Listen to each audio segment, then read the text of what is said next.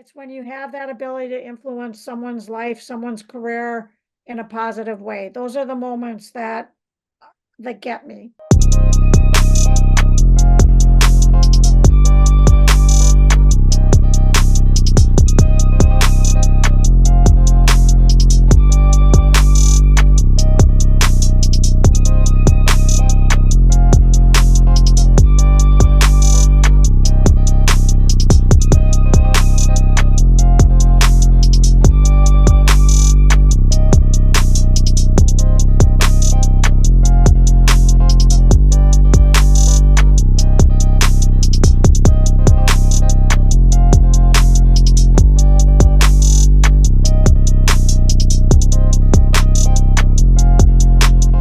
Hello, everyone. Welcome to today's segment right here on the Product and Packaging Powerhouse. I am your host and curator, Megan Young Gamble.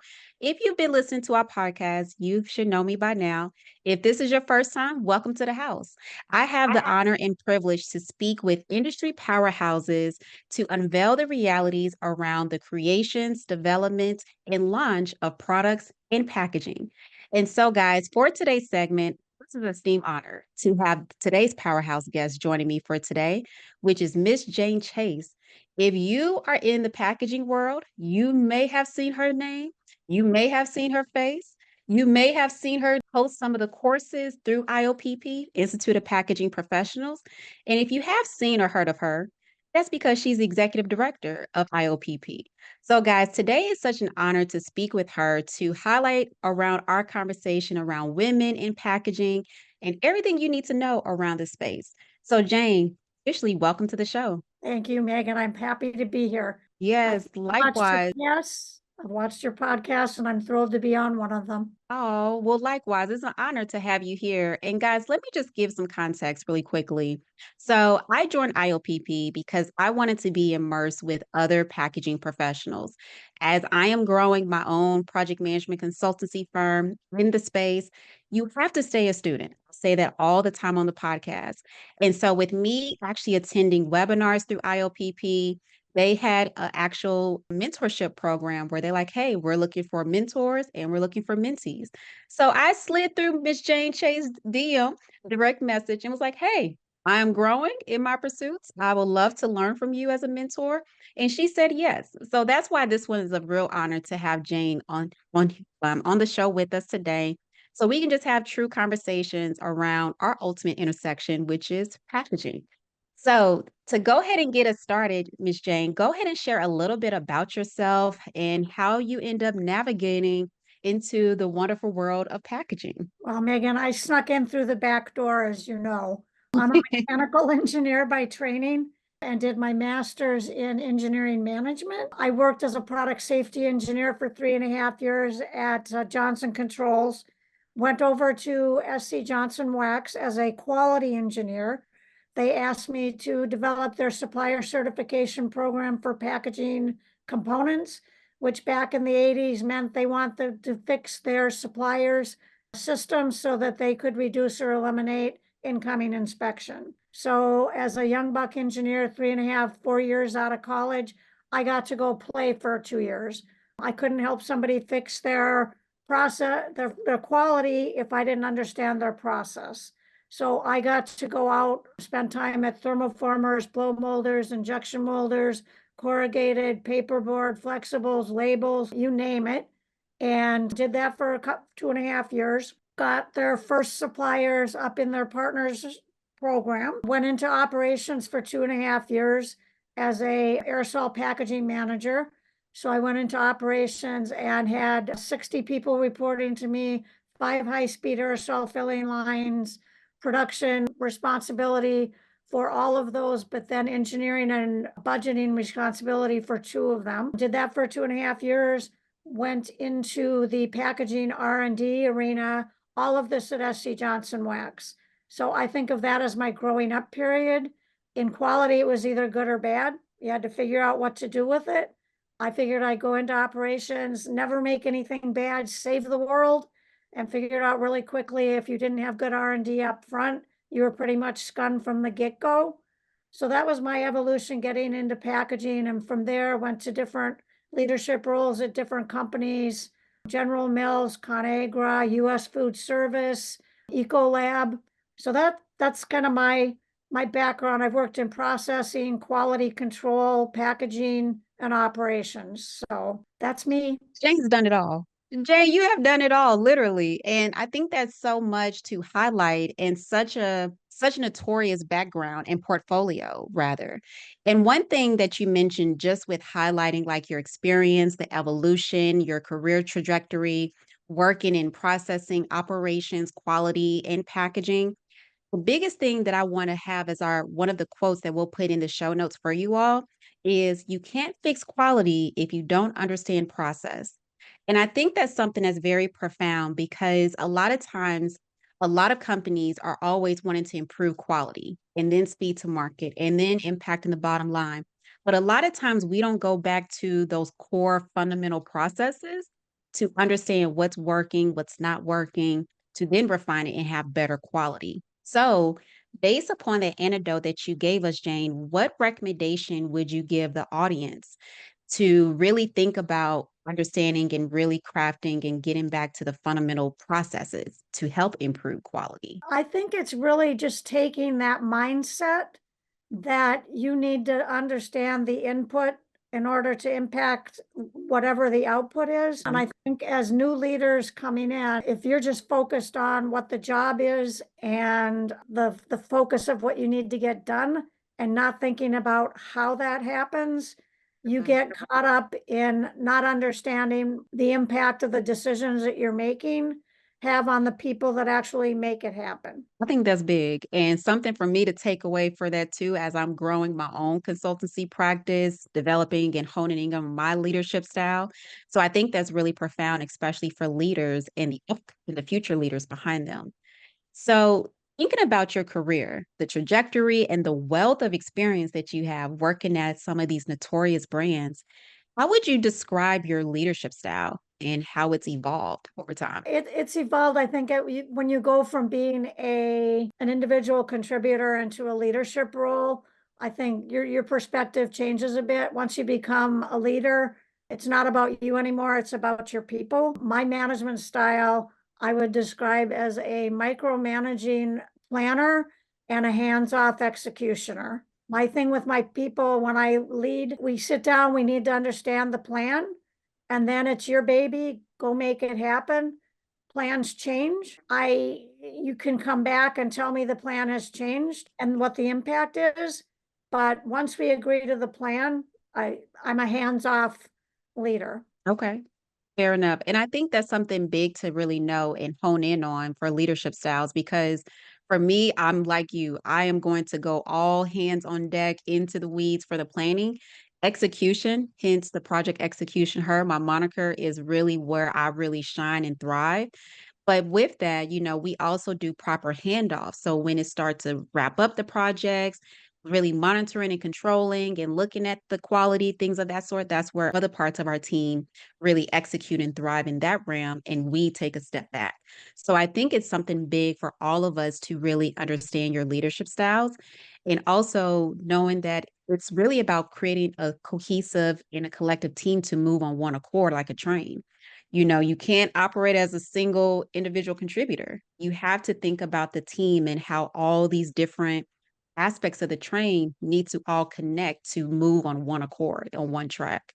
So I think that's really profound to think about. And you need to think about growing your team. Again, you look good when they look good. Mhm. I had someone come to me and say, "You are the toughest boss I ever had." And I went, "Is that a compliment?" And he said, "You pushed me more than any other boss that I have had. You pushed me Mhm. into areas that I didn't know I could do. But I found out that I could do that. And you never threw me to the wolves that I always knew I could come back and ask for help, ask for backup, ask for advice. So, Mhm. but tough, he meant I pushed him out of his comfort zone. So I'm like, okay, I guess that's good. Yeah. And see, I thrive in those positions and I tell my team, push me, challenge me too. I don't know everything and I don't sit here in front like I do. because I stay a student. We all can learn from each other, even in a leadership authoritative figure. You can gain perspective from your team members who have more capabilities, different perspectives, different ways of looking at things to help all of us be better. So I think that's really big and really displays true, authentic leadership as well with honing in on your leadership style. So I love that. So thinking going back to like your career and just reflecting on like the good and some of the challenges and obstacles you face, especially as a female leader where you may have been the only one be present. What have been some challenges that you've seen or experienced in the packaging space, and how did you overcome them? I a couple of the challenges I think, and I think it happens to women more than men, is you are forced to put your credibility is questioned, your street cred. I had a boss when I went into the R&D role, and he said, "Yeah, you got the pedigree, but can you hunt?" And I'm like, Mm, so he's comparing me to a hunting dog.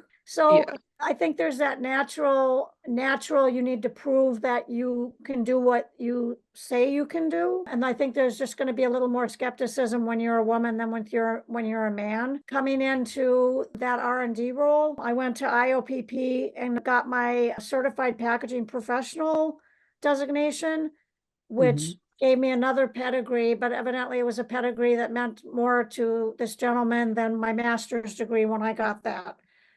mhm, So I think each person you're trying to prove your street creds to is going to have a different perspective on it.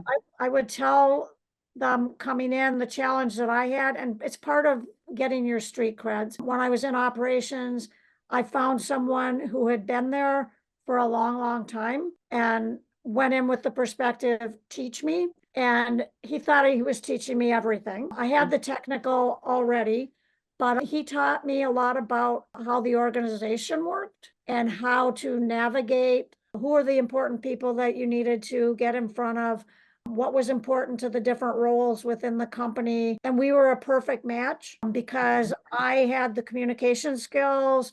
We took on operational problems. He would be out there doing the stuff that needed to get done on the execution side. I'd be doing it with him, so I'd be learning that. But then mhm. I had that communication piece that I would think was really key.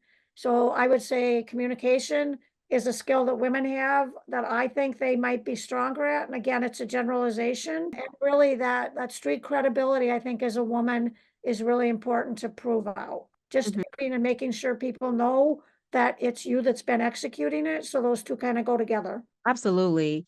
And I appreciate that. And in transparency, with me building and growing my own consulting practice, I've gotten a lot of pushback. And they're like, what do you know? How old are you? Like they question like my age. I'm like, okay, I look good for my age. Okay. Not to brag, but at the same time, like people think I'm just graduating college. I saw some like brilliant college students at the Next Gen program sponsored with Coca-Cola at the IOPP event. And I'm like, these kids are brilliant. So don't question, the street cred just based upon age or skin color or somebody maybe just starting their practice. Because I get questioned all the time. And I'm like, quite a bit. I don't know everything, but I know my select lane and I hone in on it. I execute, I thrive in that space, but I bring other people to the table that really offer different perspective and other insights so I can learn from them. They can learn from me. We learn from each other. So I think to your point, as women, one, we always have to speak up for ourselves and advocate for ourselves to then display like we do have the street credibility and we have the accolades and the certifications and all those things.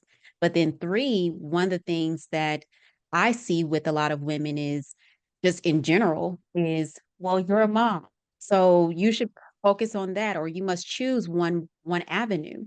And it's like, yeah, we're always prioritizing and trying to find that balance and juggle everything with maintaining the career, taking care of children and rearing to, significant others and spouses and what that looks like, household to just trying to generate more money because of inflation, and other competing priorities. So I think as women, we do have to speak up for ourselves and display that street credibility and stand on it and stand firm on it. because a lot of times we do not get that recognition, or we have to prove ourselves 2 to 5 times more than our other counterparts, male counterparts, in transparency. So, with that, considering like the different barriers and challenges that we as women may endure, especially in a very male dominated field like packaging, what piece of advice would you give to women who are transitioning into the space, maybe already be in the space, to really think about how they can feel inspired and empowered, working in these fields? The biggest thing is finding like-minded women that are already in the industry and using them as inspiration. Network, get out there. I was at the packaging jamboree 2 weeks ago, where the students from all of the schools get together and there were speakers. And there was a really strong theme: ask for help. There's nobody out in the packaging industry that I think if you reached out and said, I need advice about this. I need to find a supplier that does this. I need to understand a particular regulation that I don't know about, that they Mhm. wouldn't say, what can I do to help, and bring that advice. So I would say, look to each other. We Mhm. have a women's leadership virtual happy hour with IOPP. It's every other month. I would recommend that as a great way to be inspired and network with other women that are trying to do the same things we are. That's been very inspirational to me as well. Okay. And guys, what I will do is in the show notes, I will include the link at IOPP's Women's Virtual Happy Hour. Come join me, Jane, and other awesome women at the table to toast to being women in the packaging space and to also network. I've gained some great connections from the virtual happy hours and learned some things myself too and offer perspective. So, guys, that link will be down in the show notes so you can join us every other month with IOPP's Women's Virtual Happy Hour. And so, last thing I want to ask you about in reference of women in packaging, we are starting to see more women come into the space, and which is fantastic.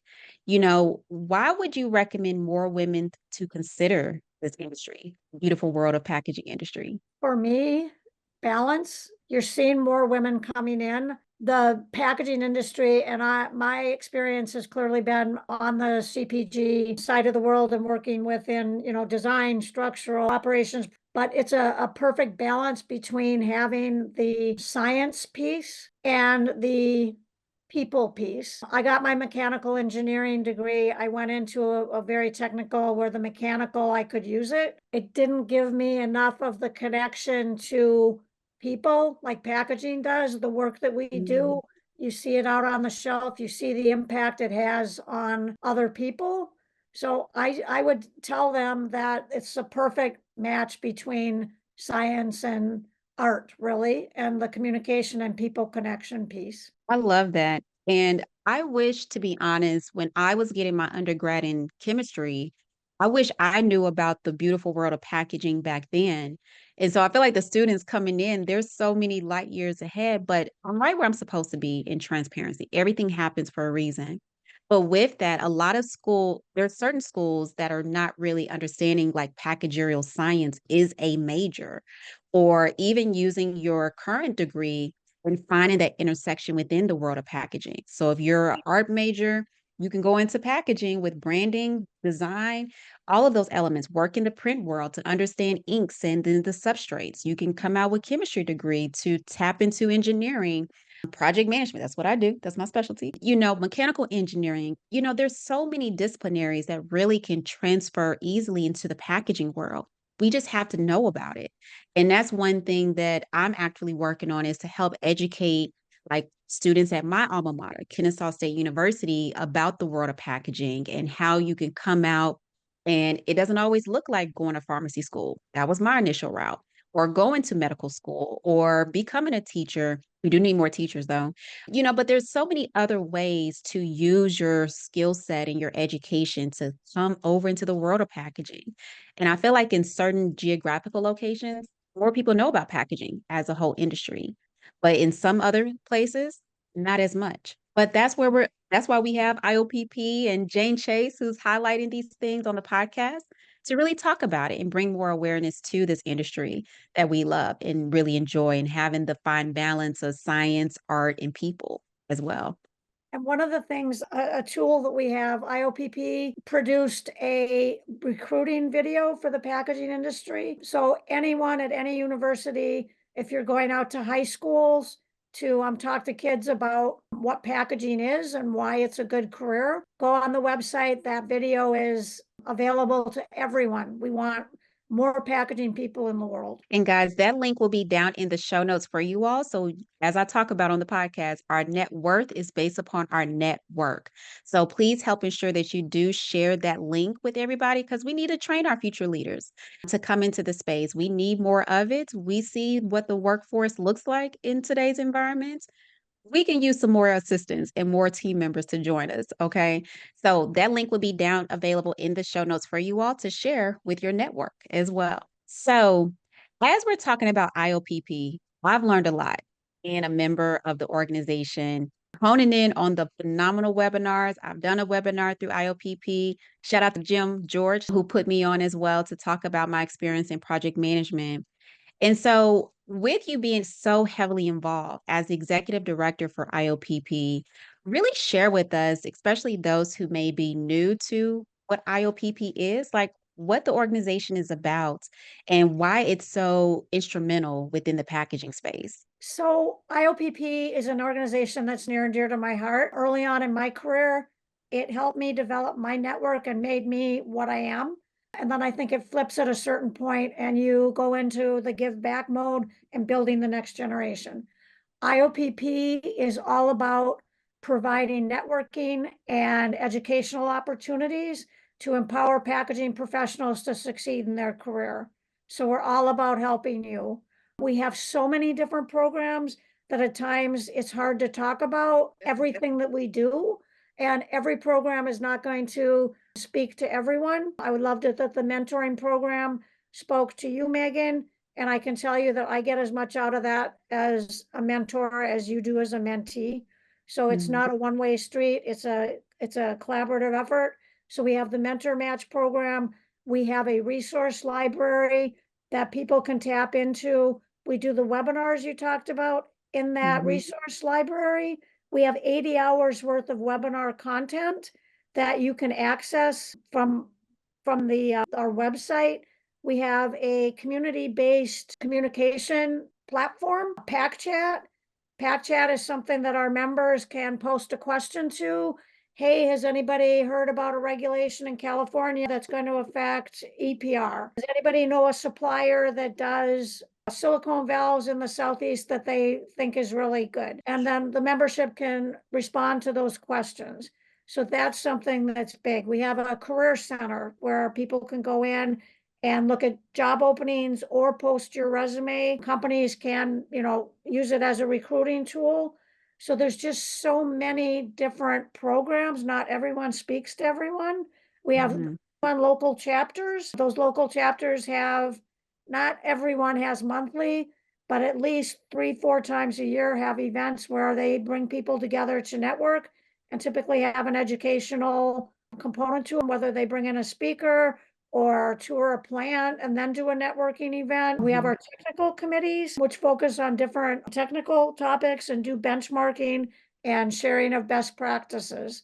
So I hit the big ones, but go outside and check it out. It's an organization I've been involved in since 1989 when I went to my first local meeting, became treasurer of the Minnesota chapter.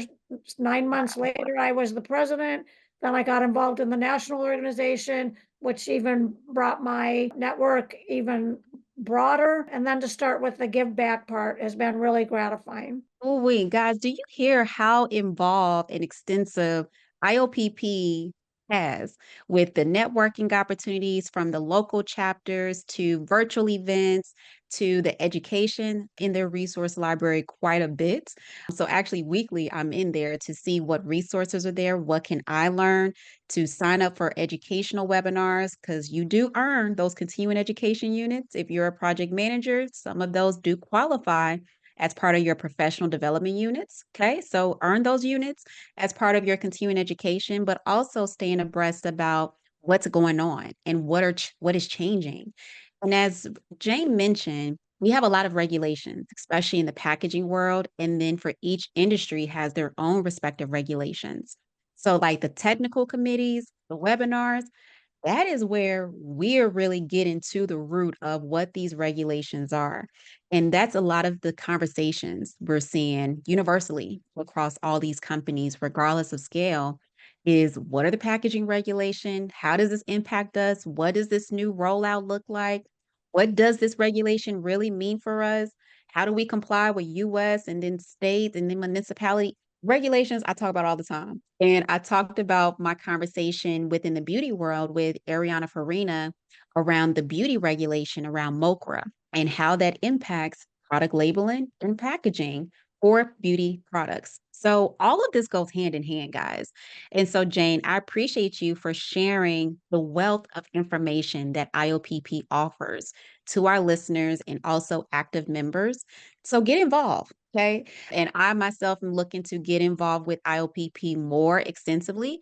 So there's something for all of us at the table to join and really learn from these awesome networking opportunities with IOPP. And so, since we talked about regulations, I have to ask you about this, Jane. So, in the beautiful world of packaging, everybody's talking about regulations. I know we have the technical committees that highlight on these things, but from your experience, how do you stay abreast about all these different regulations, around the world of packaging and then for each individual industry? So each individual industry, IOPP has the technical committees. We have a medical device technical committee. We have a drug and pharma technical committee. We have our sustainable packaging technical committee. Each of those areas has their own kind of guardrails, so to speak, Okay. with regulations. I'm privy to their meetings and the minutes and understanding what's coming out. But if you're working in a particular industry, I'd recommend potentially getting involved with one of those committees because Okay. they're the ones who are having those conversations. Again, benchmarking, best practices. That's where those guys talk to each other. And if you can hone into those conversations, it's really useful on the regulatory side. Okay. So I'm definitely going to be tapping into definitely the sustainability technical committee because in the beautiful world of beauty, everybody's talking about sustainability, which who isn't?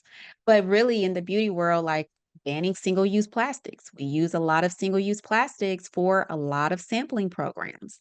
So retailer requirements are changing for housing beauty products. So guys, I have to stay a student because there's so much. And I don't claim to be anywhere near regulatory. They're on my team for Beauty World, but I have to understand it because it impacts processes that Jane talked about to then impact the quality, to then think about operational strategy, to how do you execute it? How do you have the conversation with packaging vendors and suppliers and manufacturers? It all goes hand in hand, guys. So Jane is helping to validate some of the things I talk about on the podcast with guys, stay a student. Really immerse yourself into these networking opportunities and these organizations so you can stay abreast of what's going on in the space. So if you're not a member of IOPP, get signed up. They have various options for you to get started, to really grow, immerse yourself in there. There's a lot of networking events. So make sure you sign up for their email newsletters because they actively tell you about what's happening. Here's what Mars is doing. Here's what General Mills is doing. Here's what Coca-Cola, Starbucks, all these different companies are doing and how you can leverage some of those things into your own respective pursuits as well. So last question I'm going to ask you about regulation. Okay, just to keep it high level. So, packaging EPR, extended producer responsibility. What's your perspective on it? Do you think it's good? It's going to be impactful? Still some work? What are your thoughts? EPR, I think it's coming. I think it's going to be impactful. I still think it's going to take a while because it's not a national program yet. You see, the Hmm. problem is there's some here and some here and some here and some here. The guys who do a really good job with EPR, I would have you check in with what Ameripan is doing because Ameripan Dan is doing a great job with that. We have had him do a couple of webinars, Dan Felton. And so if you're an IOPP member, you can go into the library, you can find those presentations. Did he do one? I think he only did one, but he does a webinar series. So if EPR is something that affects you, again, I don't have all the answers, but I can help you find them. Yeah, absolutely. And I appreciate that because it's so much complexity with packaging EPR. And when you only have, I think, seven, almost eight states that have officially passed the bill, in reference of packaging EPR, still in its infancy stage. So I say the same thing. Like we still have a while to go because how we do things here in this beautiful state of Georgia in the South is totally different than what Maine is doing, New York is doing, Oregon, Washington, California. So we all have a long ways to go to operate as that's one train, all connected on the same track. So we still have a while to go. And I think to just based upon your perspective, I agree with you. Like still some work. It's kind of scattered where where the bills have been passed, but it's starting to have conversation. And I think that's what's really impactful right now because we're all offering perspective. We're all thinking about, well, this is how we do things in Georgia versus how we do things in North Carolina versus how we do things in my home state of Arkansas. So we're having the conversations. And I think that's what's good to think about what this means and how this rollout can really come in play, but then the infrastructure for once it does go live as well. And I think part of the issue is you're in Georgia, but if you have a company that runs out of Georgia, you're selling your product in New York, in Washington, in Exactly. California. So even if you are in your own your state, you still have to take into account all the other states that you're selling into. Absolutely. And even, with some of the beauty brands that I have the opportunity and privilege to work with, where a lot of them are going international, some are going into Latin America, some are going into Canada, and some are going in retailers that are in these big states. So it's big conversation, guys. And we all have to be at the table to offer perspective to see what's the best approach, the best strategy, because like Jane mentioned, you can't fix quality if you don't understand the process. So we all have to be at the table to understand the process so we can then have fruitful and high quality products that we put out in packaging, of course. So, And Megan, you brought up EPR specifically, but I really think the regulations, that's one of the big ones that's going to gel before we know it. But when you mhm, think about sustainability, there's a lot of other components to it. mhm, And we have the Sustainable Packaging Technical Committee that I mentioned. They have put together content for a 2-day sustainable packaging course with a half day, the third day to tour a MRF. That'll be launched in September. So watch for that. And they cover everything from the different ways of recycling to EPR to all of those different things around California plastic waste, greenwashing, and some of the labeling bills that are out there. So that would be a resource for you. And join the technical committee and be in on a conversation. absolutely. And look, if you're not signed up for the newsletter, make sure you do so. So we, as because myself included, do not miss when this launches in September, because guys, that's how I stay a student. And if you have not had the opportunity to go tour a MRF or your local recycling facilities, please do so. I toured mine in my local municipality, amazed. Just that's the best word I could use. Amazed at what we as the household residential households do to separate, our recyclable goods and what actually is getting recycled, amazed. So if you have not, go tour one and then make sure you're signing up for the newsletters to know when the Sustainable Packaging Technical Committee with IOPP drops their course, because we're all going to be learning something and be able to bring that perspective back to our local facilities to have the conversation. We may be educating them as well with the process. So I love that. And thank you so much for sharing, Jane. So, last two questions as we're wrapping up for today's segment. So, you talked about giving back, and you're really big about that as an IOPP member. She is legacy with IOPP, guys. Did you hear when she started with IOPP? Legacy. Okay. So, she's very intentional about giving back to the future leaders of packaging. So, with you as the chair of the Packaging Education Scholarship Fund, what gaps have you seen in the current educational offerings to make sure our upcoming packaging professionals are properly equipped and educated for the next stage? So Megan, I'm with you. You had mentioned that you had exposure to some of the packaging students that are out there. They're absolutely amazing. The education that they're getting, the energy, the packaging jamboree was held up at UW Stout. And once a year, the students all convene on one of the university's campus. Last year it was Clemson. This year it was UW Stout. Next year will be RIT. Those students come in, the energy, the extracurricular stuff that they do is absolutely amazing. The giving back is really being there and talking to them because they'll come and they'll ask advice and telling them that it's okay to ask advice. But the future, we just launched a packaging project management course last December. And one of the things, I'm out talking to industry leaders all the time. That's my job. And one of the things that we heard from them was the students are coming out, they've got the grasp on the technical skills that they need. They've taken the courses, they've got that down. The things that they really need a little bit of a jump start on are the project management. They come into an organization, they can do the work, but they need a little bit of direction and assistance on how to navigate a project management system. So I think there's a huge opportunity with what you do and what we're doing. It's learning how to navigate an organization. Who do you need to talk to? What do you need to do to get things done? So I think that's the only weakness, but these students are absolutely amazing. We just Yeah. gave our 2024 packaging education scholarships out, and the five winners of those scholarships, their resumes were incredible. Mm-hmm. Absolutely.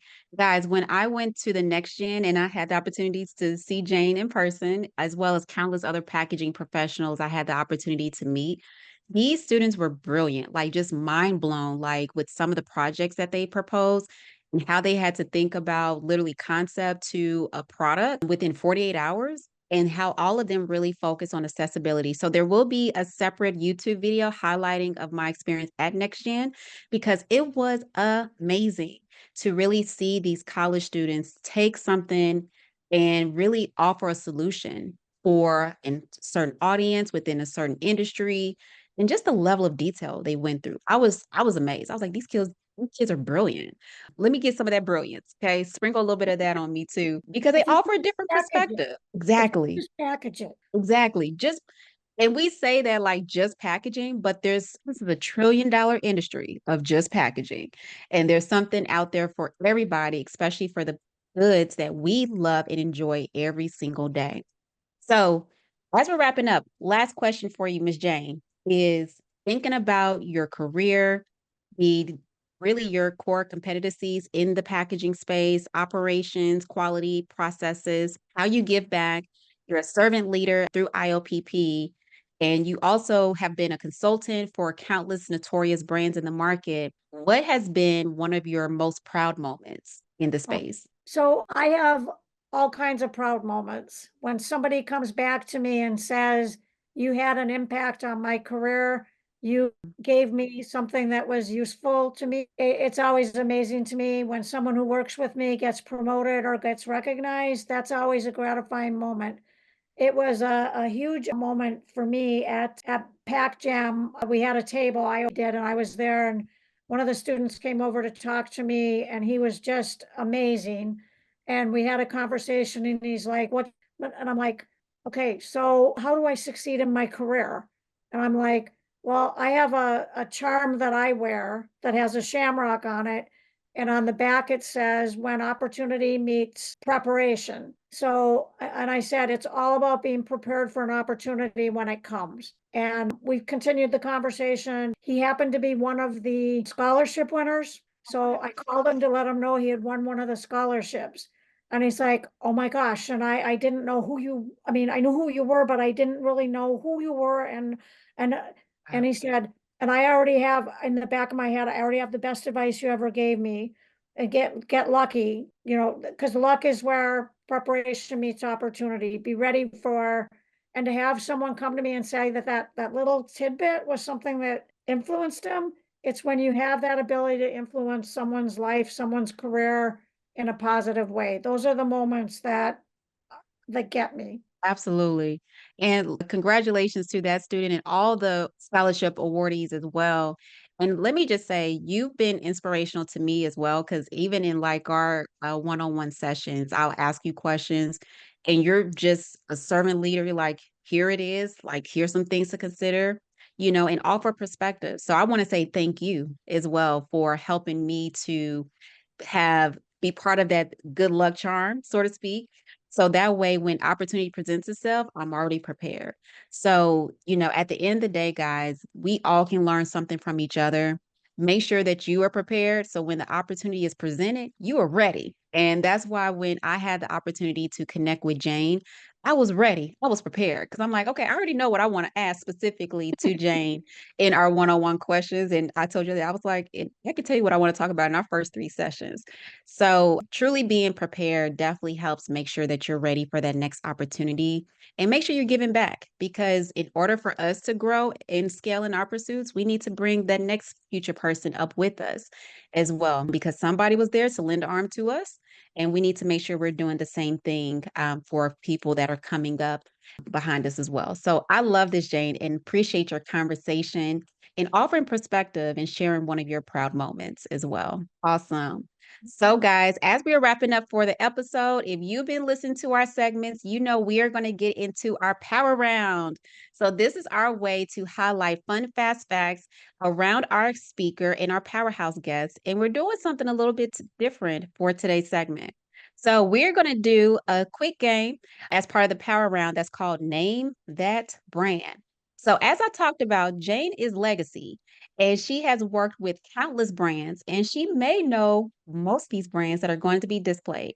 And also, as we conclude with her to name that brand, we're going to ask her 2 final questions as part of the power round.